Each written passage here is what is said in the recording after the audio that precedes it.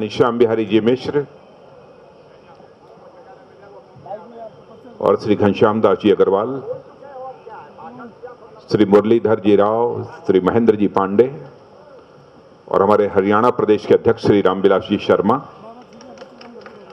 यहां उपस्थित मेरे सभी, और हमारे दिल्ली प्रदेश के नवनिर्वाचित अध्यक्ष श्री विजय जी गोयल, श्री अशोक जी, यहां उपस्थित मेरे सभी सम्मानित बहनों एवं भाइयों। मैं जब इस मंच पर आया तो पंडित जी से मैं ये पूछ रहा था कि पंडित जी, ये होली मिलन का कार्यक्रम है? तो उन्होंने कहा कि नहीं, होली मिलन का कार्यक्रम नहीं है, यह आपके अभिनंदन का कार्यक्रम है।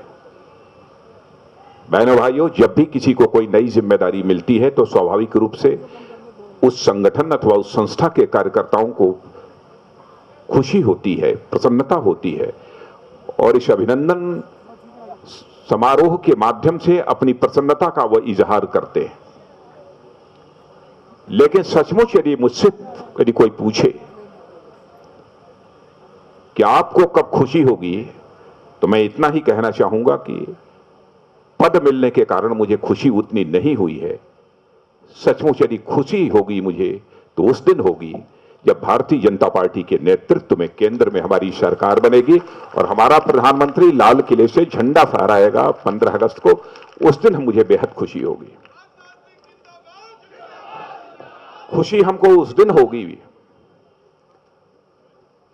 जिस दिन ऐसी सरकार इस हिंदुस्तान में आएगी जो सभी के जान माल की सुरक्षा की गारंटी देगी और देश को एक ऐसी अर्थव्यवस्था देने का काम करेगी जिस अर्थव्यवस्था के माध्यम से देश में बढ़ती हुई आय की विषमता यानी इनकम डिस्पैरिटी को कम किया जा सके, और साथ ही साथ जिस देश की अर्थव्यवस्था के माध्यम से हम सामाजिक न्याय के लक्ष्य को प्राप्त कर सके। उस दिन हमको बेहद खुशी होगी। जो नौजवान अपने बेरोजगार हाथों के लिए काम चाहते हैं, उनके हाथों को काम मिल सके, और जिनके पास योग्यता, प्रतिभा, क्षमता है, उस योग्यता और प्रतिभा क्षमता के अनुसार उन्हें अपना योगदान करने का अवसर प्राप्त हो सके। जिस दिन ऐसी व्यवस्था होगी उस दिन हम सब लोगों को बेहद खुशी होगी। जहां तक व्यापार का संबंध है, यह बताने की आवश्यकता नहीं है कि बहनों भाइयों, हमारे देश की अर्थव्यवस्था की रीढ़ यदि कहा जाए तो हमारे देश का यह व्यापार है। लेकिन विडंबना यह है कि इस हिंदुस्तान की हमारी आज की हुकूमत इस व्यापार जगत के महत्व को समझ नहीं पा रही है। और जब से हमको आजादी हासिल हुई है तब से शायद देश के इस व्यापारिक ढांचे को, देश की इस व्यापार व्यवस्था को सुधारने की दिशा में यदि सरकार ने प्रयत्न किया होता तो मैं यह दावे के साथ कह सकता हूं कि आज हमारी देश की अर्थव्यवस्था दुनिया के विकसित देशों की जो अर्थव्यवस्था है उसके समकक्ष आकर खड़ी हो गई होती। लेकिन हुकूमत ने कभी जो ध्यान देना चाहिए नहीं दिया। टैक्सेशन सिस्टम का जिस तरीके से रैशनलाइजेशन होना चाहिए था, विवेक सम्मत तरीके से करों का जो निर्धारण होना चाहिए था, यह सब सरकार ने किया नहीं। समस्याएं बहुत सारी हैं। मैं बहुत विस्तार में जाकर कोई लंबा भाषण नहीं करना चाहता हूं, लेकिन इतना ही मैं कहना चाहता हूं कि हमारे देश की अर्थव्यवस्था इस समय संकट के दौर से गुजर रही है। राजकोषीय घाटा, जिसे फिस्कल डेफिसिट कहते हैं, वह तेजी के साथ बढ़ रही है। करंट अकाउंट डेफिसिट, जिसे चालू खाता घाटा कहते हैं, वह भी तेजी के साथ बढ़ रहा है। रुपये की कीमत डॉलर के मुकाबले तेजी के साथ गिर रही है। यह सब संकट बढ़ते जा रहे हैं। इनकम डिस्पैरिटी, आय की विषमता बढ़ रही है। हालात इस हिंदुस्तान में ऐसे पैदा हो गए हैं कि हमारे जो देशी इन्वेस्टर्स हैं, देशी पूंजी निवेशक हैं, वह भी अपनी ही धरती पर अपने देश में पूंजी निवेश नहीं करना चाहते हैं, बल्कि दुनिया के दूसरे देशों में जाकर वह अपना पूंजी निवेश करने का काम कर रहे हैं। ऐसे हालात आज की हुकूमत ने पैदा किए हैं। यदि ऐसे हालात पैदा हुए हैं तो उसके लिए इस भारत सरकार की आर्थिक नीतियां, इस भारत सरकार का आर्थिक नियोजन और भारत सरकार के रहते हुए जो भ्रष्टाचार के अनगणित मामले हुए हैं, वही प्रमुख कारण है जिन कारणों से देश की अर्थव्यवस्था की ऐसी दुर्गति हुई है। इतना आपको मैं यकीन दिलाना चाहता हूं कि भारतीय जनता पार्टी जब 2014 के चुनाव में जनता की अदालत में जाएगी तो उसके पहले हम देश की जनता को यह बताने का भी यह प्रयास करेंगे कि हमारी यदि भारतीय जनता पार्टी की सरकार आती है तो हम इस देश को किस प्रकार की अर्थव्यवस्था देंगे ताकि हम भारत को आगामी 5 से लेकर 10 वर्षों के अंदर देश का, विश्व का एक सबसे धनवान देश बना सकें। यह कैसे होगा, वह हमारा क्या इकोनॉमिक मॉडल होगा, उसको भी हम देश की जनता को बताने की कोशिश करेंगे। केवल कांग्रेस नेतृत्व की यूपीए सरकार की विफलताओं के आधार पर ही हम चुनाव के मैदान में नहीं जाएंगे, नकारात्मक मुद्दों के आधार पर ही हम चुनाव के मैदान में नहीं जाएंगे।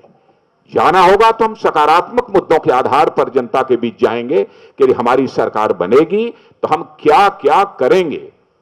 इन सब सारी चीजों के संबंध में विचार करने का सिलसिला हमारी पार्टी ने प्रारंभ कर दिया है और मैं समझता हूं कि आगामी कुछ महीनों के अंदर ही हम इस काम को पूरा करेंगे। और यह बात मैं इसलिए कह रहा हूं कि भारतीय जनता पार्टी एक रचनात्मक राजनीति करने वाली पार्टी है। हम जनता की आंखों में धूल झोंक कर, जनता को गुमराह करके हम राजनीति करने में विश्वास नहीं करते।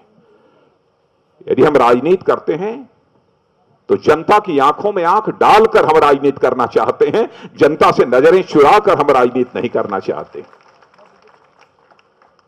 आज आप लोगों से मिलकर बेहद खुशी हुई और मैं आप सभी व्यापारी भाइयों से विनम्र निवेदन करूंगा कि आपके मान सम्मान स्वाभिमान का जहां भी प्रश्न होगा, भारतीय जनता पार्टी सदैव आपके साथ खड़ी रहेगी। आपको मैं यह विश्वास दिलाता हूं और यह भी आपसे निवेदन करना चाहता हूं, कहीं पर वैसे भारतीय जनता पार्टी को प्रारंभ से ही व्यापार जगत का बराबर समर्थन प्राप्त रहा है, हमारे व्यापारी भाइयों का बराबर समर्थन प्राप्त रहा है।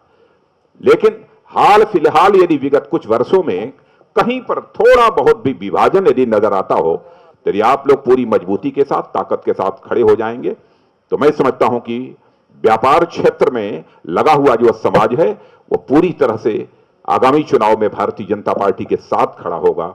और देश की जनता की जैसी अपेक्षा है, और अपेक्षा के बारे में मुझे ज्यादा बतलाने की जरूरत नहीं है, लोग आशा ही नहीं भरी भाजपा की ओर विश्वास भरी नजरों से इस बार लोग देख रहे हैं। चाहते हैं लोग कि देश में परिवर्तन होना चाहिए और परिवर्तन की अपेक्षा यदि इस देश की जनता की कोई राजनीतिक पार्टी पूरा कर सकती है तो केवल और केवल भारतीय जनता पार्टी पूरा कर सकती है। इसलिए बहनों भाइयों, आप सभी के जिस्म के पसीने की जरूरत है। जिस समय आपके जिस्म का पसीना बहेगा, मुझे पूरा विश्वास है कि हमारी भारतीय जनता पार्टी को प्रतिष्ठा हासिल होगी और भारतीय जनता पार्टी को यदि हिंदुस्तान की राजनीति में प्रतिष्ठा हासिल होगी तो भारत को दुनिया में प्रतिष्ठा हासिल करने से दुनिया की कोई ताकत रोक नहीं सकती है। यह मुझे पूरा विश्वास है, पूरा भरोसा है। इन्हीं शब्दों के साथ आप सब लोगों ने अभिनंदन किया, इसलिए मैं आभार व्यक्त करता हूं और पंडित श्याम बिहारी जी मिश्र और पूरे उद्योग व्यापार मंडल, हमारे घनश्याम जी अग्रवाल और पूरी टीम के प्रति भी आभार व्यक्त करते हुए अपना निवेदन समाप्त करता हूं। क्या है? नहीं, एनडीए की बात, एफडीआई के बारे में तो हम लोग बोल चुके हैं, बार बार बोलने की कोई जरूरत नहीं है। यह तो एकदम बिल्कुल स्टैंड हमारा क्लियर है कि आज से नहीं, प्रारंभ से ही हम खुदरा व्यापार में विदेशी पूंजी निवेश के हम विरोधी रहे हैं और आगे रहेंगे और खुदरा व्यापार में विदेशी पूंजी निवेश की किसी भी सूरत में इजाजत नहीं देंगे। यह भारतीय जनता पार्टी का दो टूक फैसला है। और मैं समझता हूं कि यदि भाजपा का कोई नेता, यदि अध्यक्ष अथवा कोई जिम्मेदार व्यक्ति एक बार कोई बात बोल देता है, बहनों भाइयों, उसका खामियाजा भले ही भुगतना पड़े, लेकिन मैं पूरी सावधानी बरतता हूं कि यदि कोई बात एक बार बोल दी जाए तो उससे कभी विचलित नहीं होना चाहिए, उसके लिए चाहे कितनी भी बड़ी कीमत क्यों न चुकानी पड़े। इसीलिए मैंने कहा कि इसको बार बार बोलने की कोई जरूरत नहीं है, बोल चुके हैं, हमारा स्टैंड क्लियर है, रहेगा आगे।